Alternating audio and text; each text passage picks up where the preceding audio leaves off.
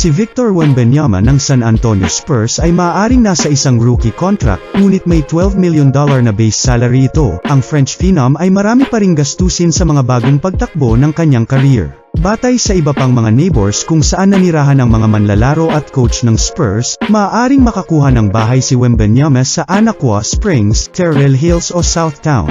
Habang ang lahat ng mga opsyon ay nasa talahanayan, malamang na siya ay titira sa north o northwest na bahagi ng lungsod dahil doon naroroon ang mga team's training facilities. Ang kasamahan sa koponan na si Zach Collins ay nagbayad ng $1.3 million para sa isang 4,800 square foot na bahay noong nakaraang taon sa neighborhood ng Cresta Bella. Bumili din si Lonnie Walker ng bahay sa Northwest Side neighborhood noong mga araw ng paglalaro niya sa team. Sa malapit, ang dating guard ng Spurs na si DeJounte Murray ay may 4,222 square foot mansion na ibinente niya sa halagang humigit kumulang $1.8 million noong nakaraang taon. Ang mga available na listahan ay maaari ding magbigay ng clue kung saan maaaring manirahan si Wembanyama. Ang kapwa Frenchman at Spurs legend na si Tony Parker ay naglista ng kanyang 53-acre estate sa Anaqua Hills sa halagang $19.5 million bago ito inalis sa merkado noong Enero. Kasama sa iba pang mga posibilidad ang isang $5.5 million, 10,500 square foot na mansion sa Monte Vista, isang 5,400 square foot na bahay sa Stone Oak area na nagkakahalaga ng $1.4